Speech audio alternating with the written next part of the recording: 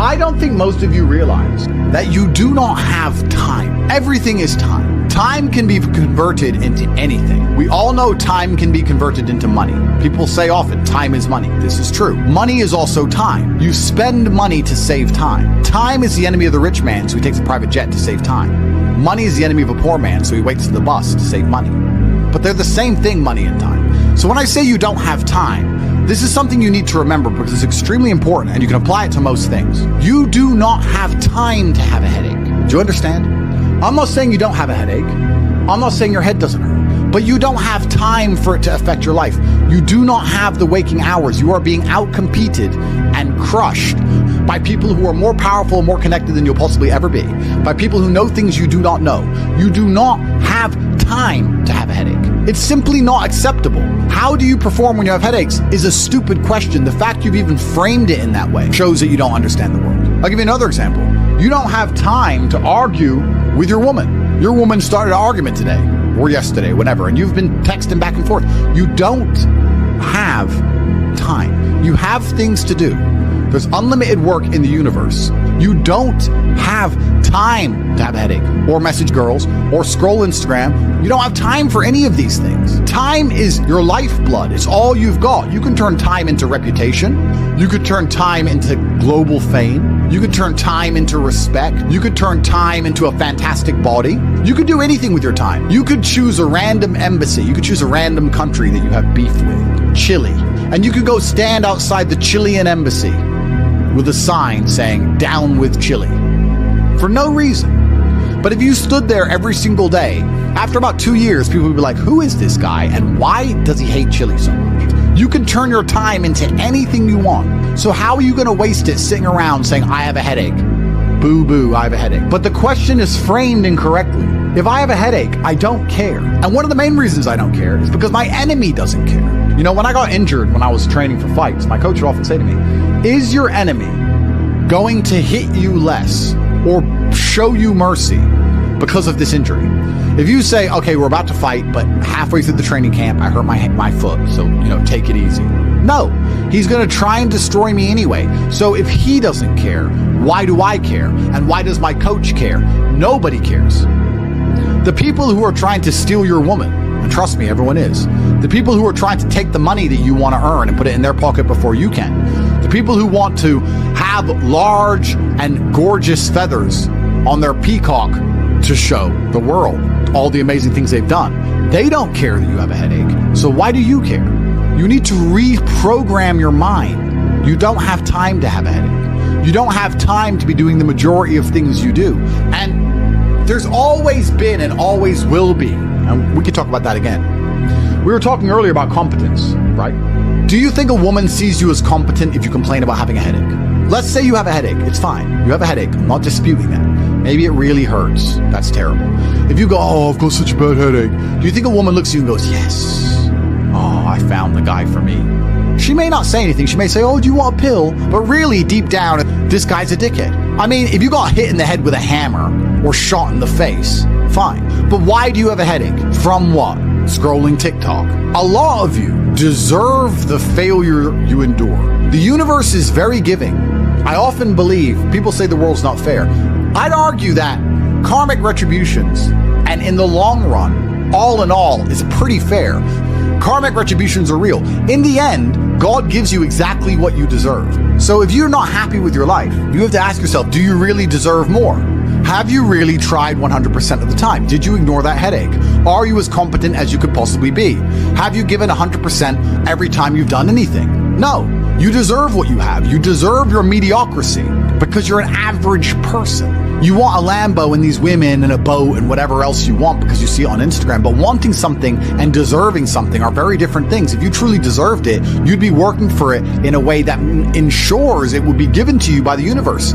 Every single thing I've ever wanted, I have got. Maybe not instantly, maybe not easily. In fact, certainly not both.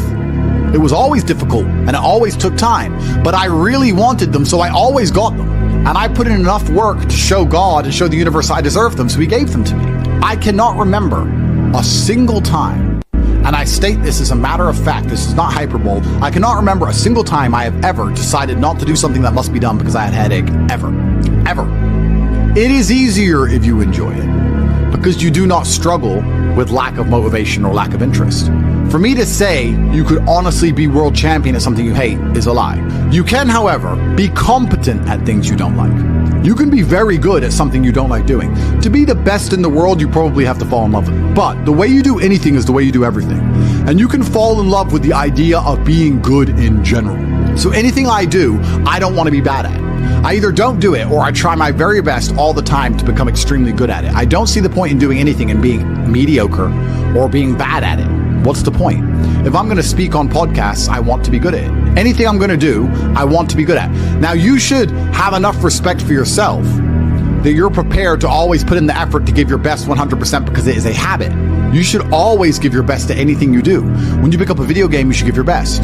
When you drive a car, you should attempt to drive as efficiently as possible, using the brake as little as possible to not waste fuel, to make sure there's no close calls, no sudden braking. Most of you are just getting in your car and driving like a jackass from point A to point B, not trying to actually go, you know what, let me drive and pretend I have the queen in the back seat and I can't even brake suddenly. And I only have a fraction of fuel. How far can I go if I very smoothly, very calmly anticipate the traffic in advance, move my car in and out of the cars that I barely have to brake, keep moving slowly and smoothly? Let me try and get good at this. The way you do anything is the way you do everything. And it is a habit to be good at things. There's nothing wrong with just being good at things. To be the best in the world, you have to love it. That's true. But you're not going to love the majority of things you do. That's not realistic. The world's not going to afford you a life where everything you do you're in love with. In fact, you're going to end up doing a whole bunch of things you don't want to do. And the life hack is, if you enjoy getting better at things, then you can be doing something you don't want to do better than you previously done it, and now you enjoy doing it because you were more competent and more capable at said task. You are now better at said task. Every single thing I approach with vigor because I like being good at things. And that's not because I'm arrogant. That's because I have enough respect for myself, and more importantly, I have enough respect for the people I love to know that I need to be good at things. When my children, or when my women, or my family, or my people who rely on me, my brothers, anybody comes to me expecting me to do something for them, I need to have enough respect for them to know that I'm good at what they ask me to do. And if I don't know what they want me to do, or I'm not particularly good at it, I'm at least good at learning. You can become good at learning so that you learn things faster. Good at concentrating. Good at taking a scenario seriously. These are all basic life skills that go along with bravery. That's going to put you in a competitive bracket amongst the masculine realm which exists today, because most people can't even focus. Most people can't even focus or try hard at anything. So to answer the question, can you become world champion without loving boxing? No, you can't become the best in the world. However, you can become very good at it because you can have enough discipline to ensure that you go to training, and you can make sure that you're the kind of person who, if you're going to go to training, you're going to try your best. Guys, you're going to go to training for an hour. Whether you try hard or don't try hard, you're going to spend an hour in the boxing gym. There is no reason to not try. That is a learned habit. And what you often find with people who need to be motivated into things, because they're not disciplined enough to do things and not disciplined enough to do things properly, they'll go and say, I went to boxing training, as if that's all that it's about. It's not about going to the training. It's about trying hard in the training. It's about giving it your all. It's about dedicating yourself. You're going to give an hour up anyway. There's no reason to not try. Most people go through their entire adult life without trying 100% hardly ever. Think about it. Even when you go to the gym, you don't try 100%. You try 60%, 70%. You don't try 100% at home. What do you try 100% with? Do you really try 100% with work? Are you really moving that mouse as quickly as you possibly can? No, you're not trying. So you have people who have gone through life and are going through life without even giving 100% of what they've got ever. And it's interesting because we're entering the most competitive period of human history. So you need to get very good at everything you do, all of the time. You'll learn a lot of lessons about psychology in the boxing room. Now, they're not related, technically. One's exercise, one's the psychology of people. But you'll learn in the fight ring, you'll learn that you're not tired when you're winning. You're tired when you're losing. That once you start to win, you get to find unlimited energy from the universe from somewhere, and you just continue to push forward, no matter how hard it is. Winning is easy. It's trying to turn it around when you're losing that is difficult. You take this lesson from boxing and you apply it to everything else in life. You apply it to money and say, once I start to make money, I know I will have endless motivation to keep making money. It's just hard to make money in the first place. It's hard to get over that hurdle, but once I get going, it's easy. It's a positive reinforcement loop. It's a spiral upwards into infinity. It's a tornado that takes you to the promised land. So to have that unique psychological conclusion, that unique psychological input, you had to become good at boxing. So it's very important that you're good at everything you do, all of the time. Don't do it if you're not going to try. But you don't want people to learn bad habits. But it's a bad habit to coast. It's a bad habit to spend time and waste it. It's a bad habit to go, I tried, I went, I didn't give it my all, but at least I went. You see this kind of cope online all the time. Yeah, at least I went. It's going that matters. That's not true. It's trying that matters. So you see this kind of cope. I didn't feel like going to the gym, but I went and just had a light session. Why? You went anyway. So why did you have a light session? If you're going to go, do it. If you're going to do it right. There's no point in half doing anything. You may as well have not done it at all. So this idea you can coast through things, this idea you can lazily try or pretend to try or just showing up counts, I dispute all of that absolutely. You give 100% of your heart, soul, and vigor to anything you do, and it becomes a habit so that it's all you know how to do. Before you know it, you're driving a car trying to do it as well as possible. And you're having a conversation trying to be as clear and compendious and concise as possible. And you're trying to make money as much as possible, as efficiently as possible. And you're trying to educate your children as well as possible. You're trying to protect your family as much as possible. You're trying to get as strong as possible. Because all you know is maximum limits. That's all you've ever done. You've never done any of this, that garbage can go out the window. So you need to get good at getting good at things. And you need to get good at trying 100% at all things, whether you like them or not. And this will give you a base level of competency in all realms, even if you're not in love with said task. Success is like being pregnant. Everyone says congratulations, but nobody knows how many times you get fucked. Absolutely. But that's the beauty of success, right? Because all the times you get fucked teach you the lessons you need to be successful in the first place. You would never be successful without getting screwed over. And also, you wouldn't be happy with your success without getting screwed over. The reason you appreciate that woman who's so good to you, who you trust with all your heart, who's loyal to you, is because that other woman cheated on you. If you had never seen a terrible, narcissistic, cheating woman, you wouldn't appreciate a good, kind-hearted one. There is no light without dark. So it's very important that you go through these bad things, one, to learn lessons, but two, to learn gratitude and appreciation for things once you have them. It's extremely important. Every time something bad happens to you, you need to say thank you to God. Thank you, God, for giving me this difficult time, for me to learn lessons, and for me to have more appreciation for my fantastic life in the future. That's how you should approach life. And especially success is exactly the same way. The lessons you'll learn failing along the way will ensure that when you get to the top, you can keep it. It's difficult to think of a scenario where being brave would be a negative mindset for you to be able to tap into, because bravery affords new options you haven't previously considered. If you're a coward, you don't have certain options on the chessboard because you simply don't have the bravery to make X moves. But if you are brave, you can analyze these moves. So you have a whole bunch of moves that most people don't have. Most people do not have the bravery to consider alternate paths. You need to be able to look at the chess moves that most people will not be prepared to make, and most people live very afraid.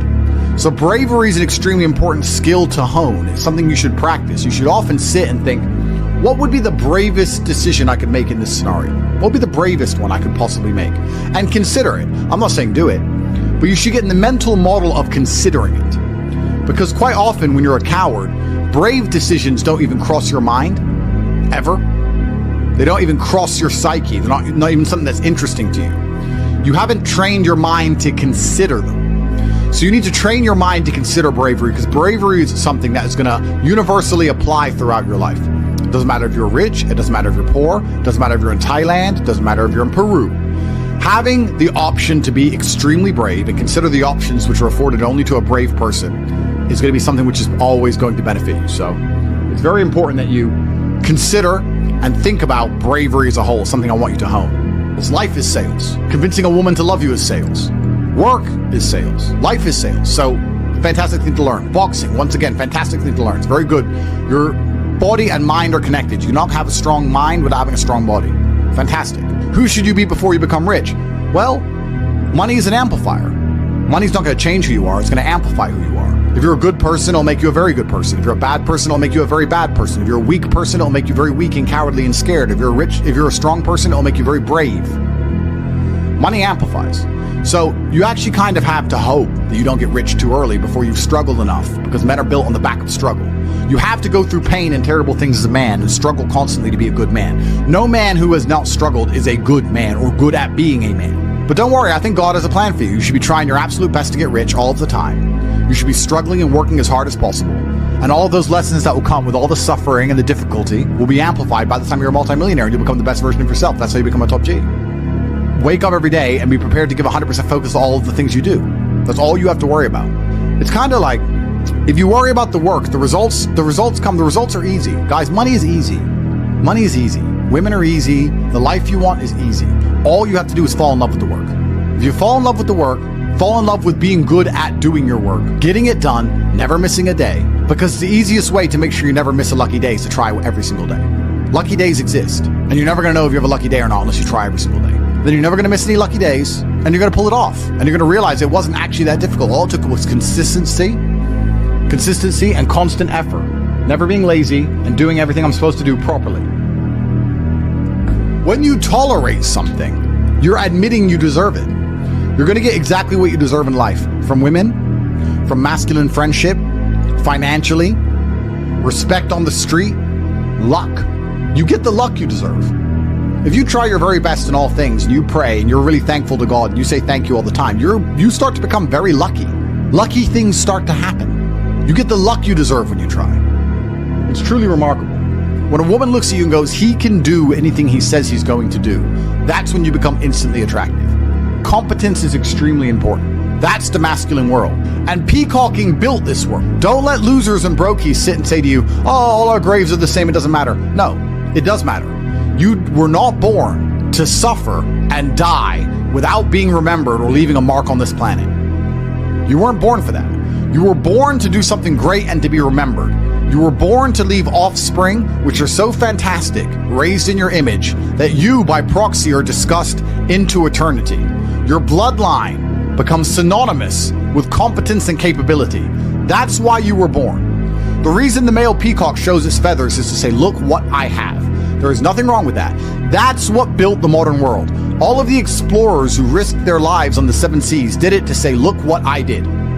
The most beautiful buildings around you, the cathedrals, all these things that were built by men saying, look what we have done. We have done something other people cannot do. Flexing, in and of itself, is not a stupid idea. It's actually a biological norm amongst men. Don't be confused. You don't want to flex asininities. You want to flex capabilities. You want to flex competence. You want to flex, look what I can do, which others cannot do. And respect often lies on the other side of fear. If there's a decision that everybody's afraid to do, but you do it, that is what's going to get you respected by your peers. But masculine brotherhood has been the basis of keeping you accountable. It's very easy for you to become the best version of yourself if all the men around you are pushing you all of the time. And they're ensuring that they are being their best selves, which is constantly pushing and striving towards successes. This is what you're supposed to do. You always have. This is why even boxers, although they fight alone, they train as part of a camp with other boxers. You're always pushing yourself all of the time. That's the primary objective of masculinity, is to leave your mark on the world. And it's easiest to do that if you have brothers behind you who are pushing you to be your best self. I don't know how to keep that fire going. What should I do? This is a really interesting question, actually, because it amazes me that so many people in the world still today, even though we have instant access via social media to the truly successful, believe anything they've done matters. So you've made 100 grand. You're still poor. That's nothing. That is nothing. 100 grand is nothing. It is my cigar bill for a month. It's nothing. You've changed nothing. You've achieved nothing. You need to compare yourself always and constantly to somebody who is outperforming you.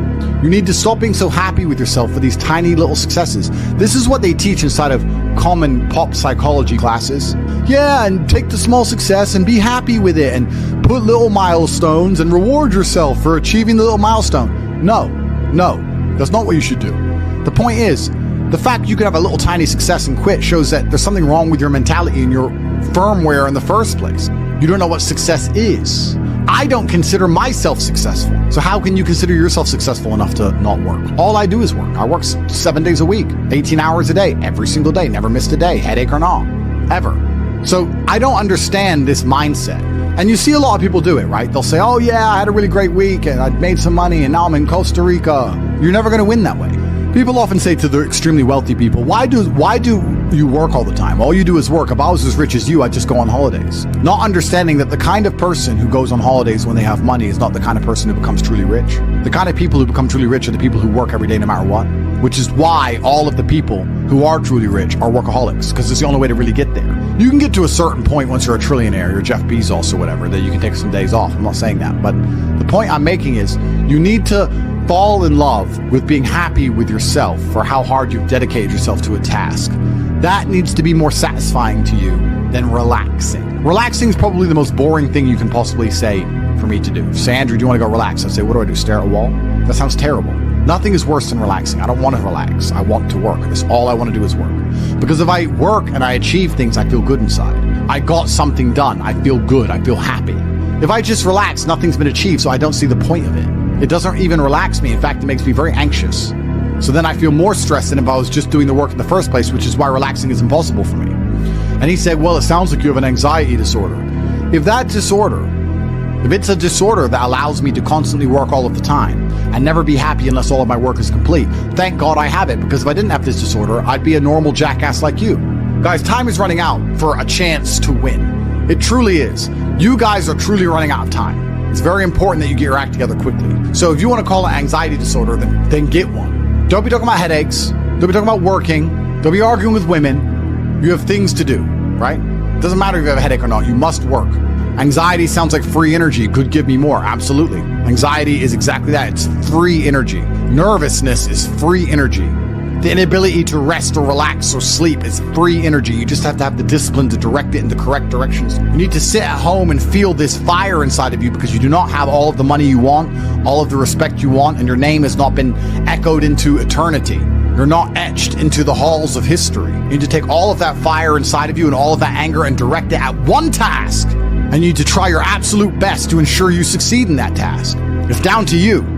I can't drag you across the finish line. I can only show you where the race is and try and hype you up before you run. I can take you to the start line. I can tell you you can do it. I can tell you how fantastic it is when the race is over. I can tell you it is worth it, but you have to be the one to run the race. I can't carry you.